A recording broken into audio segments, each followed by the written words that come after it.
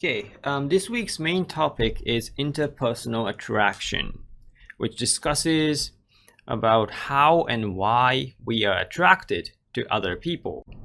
What's the psychological mechanisms behind liking other people?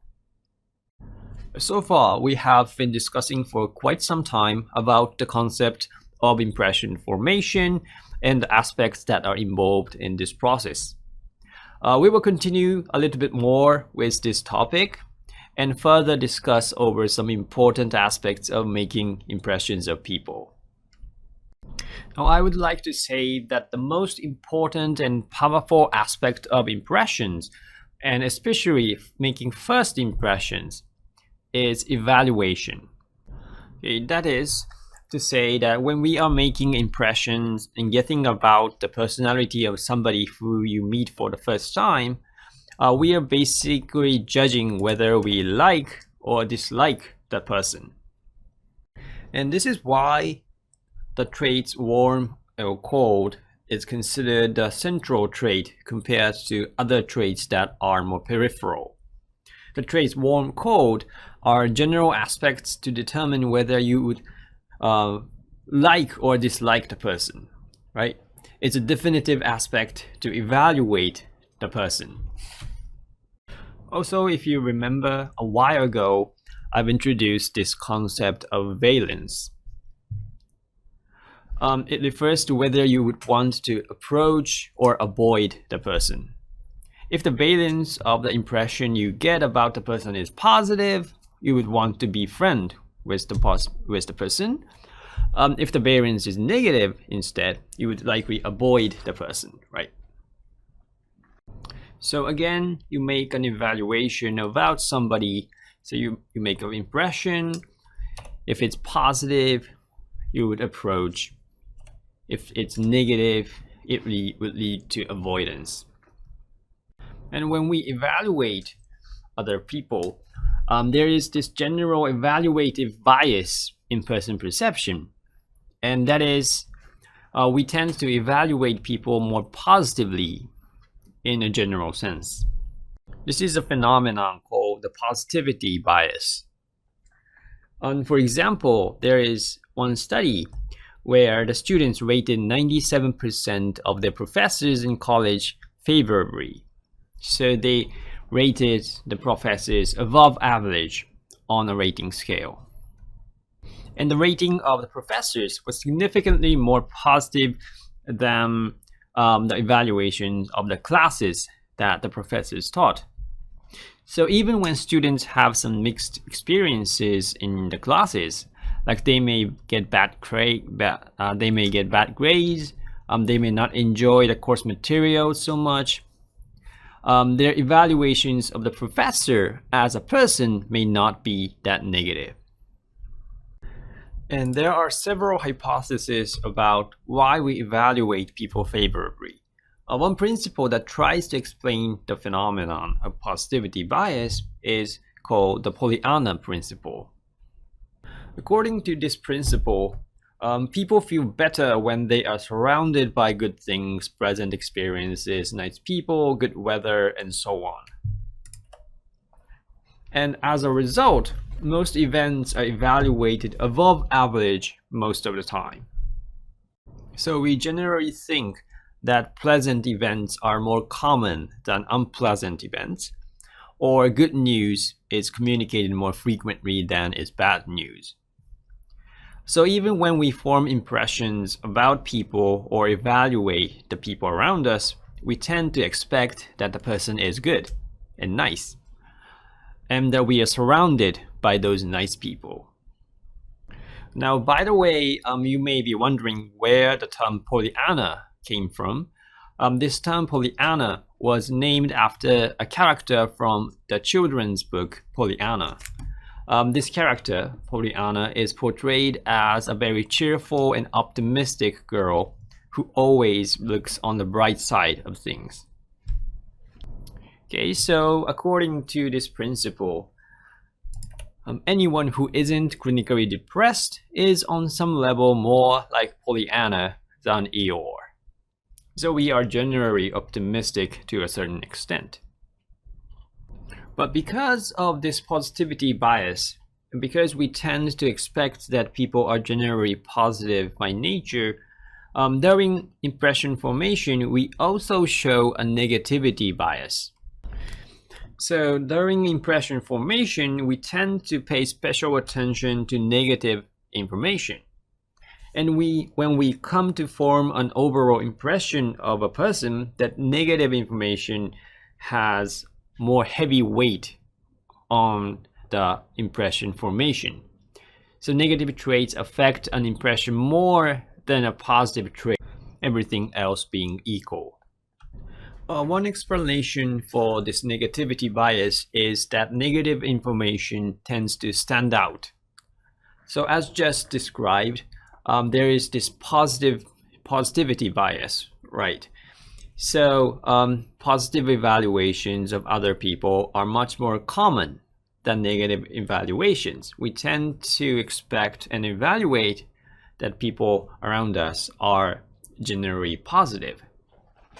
And in that circumstance, negative traits, which are more unusual and uncommon than positive traits, are more distinctive and they stand out. So people pay more attention to these negative qualities and give them more weight during impression formation. Also, the impact of negative information depends in part on what kinds of judgments is being made about the person.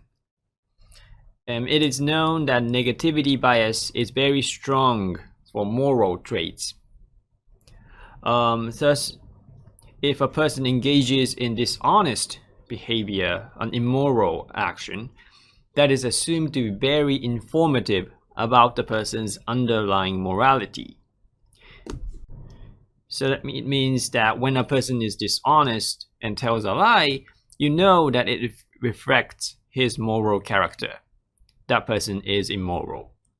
As opposed to when a person behaves in a more positive manner, like telling the truth, it isn't really informative because both moral and immoral people can perform those kind of positive acts. So far, we've discussed over this issue that one of the important aspects of impression formation is that we judge whether we like or dislike the person. So next, we turn to the specific topic of what factors determine our liking of others. That is the issue of attraction. Okay, so interpersonal attraction.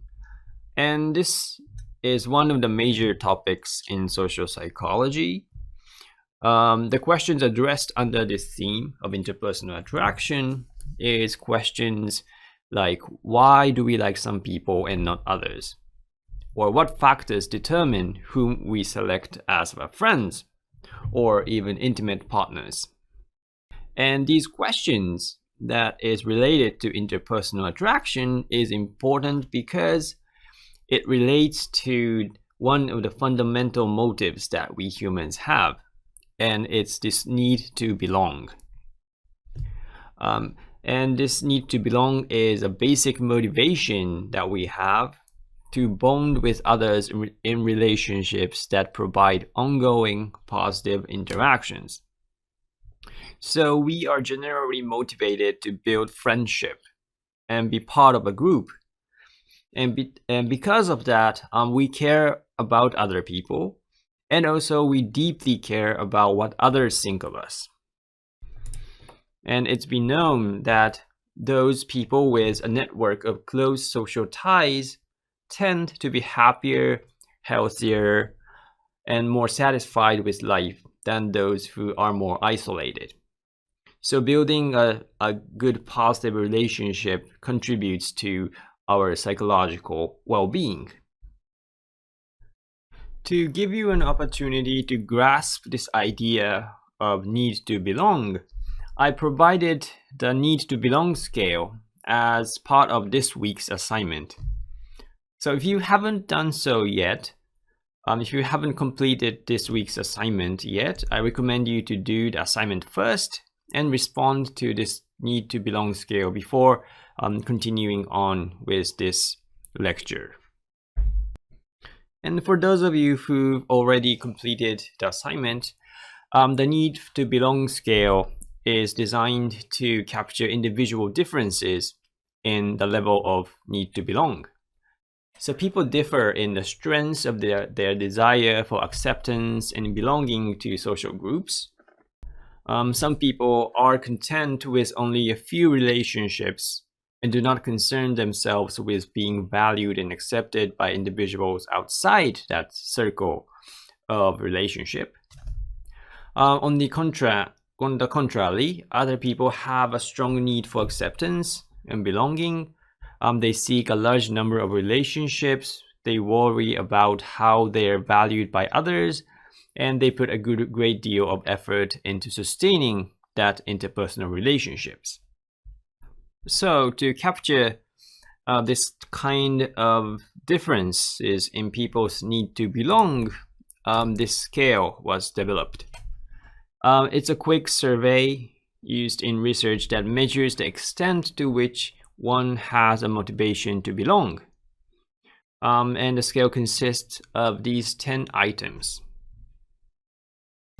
And you respond to each of these items by using the scale of 1 to 5 on how much you agree to each item. And in the scale, the items 1, 3, and 7. So this one, and for this one, these are reverse coded items. So when you calculate the score, you reverse the scores for these 3 items so that the strong disagreement gets a score of 5 instead of 1, and strong agreement gets a score of 1. And you add the scores for the 10 items. And the higher your score, the greater your desire to be with somebody. And according to studies that have been conducted in both the USA and also in Japan, the average score tends to be around 32 to 33. And there are people on both sides of the scale. There are people higher than this average. There are people lower than this average. Okay, and using this need to belong scale, research has been conducted. For example, it has been reported that people who score high on this need to belong scale, they demonstrate greater cooperation when working in groups. This is presumably because being cooperative in groups helps them to be accepted by other members. Also, those who score high on the need to belong shows greater sensitivity to interpersonal cues. So they are more quicker to respond to other people's actions or emotional signals. And this is because people who desire social acceptance pay attention more to information that will help them foster connections with other people. Now you know that there are individual differences in how much people care about other people, but nevertheless, building a good relationship with people you like is an important part of human social life. So let's get to this question of what kinds of information influences interpersonal attraction. So what increases our liking of others? And listed here are some very strong factors that have been considered in social psychological research. So we will, from here, discuss each of them in detail. So they are physical attractiveness, similarity, proximity, and reciprocity. Okay, so for the first half of this week's lecture, here is the response number.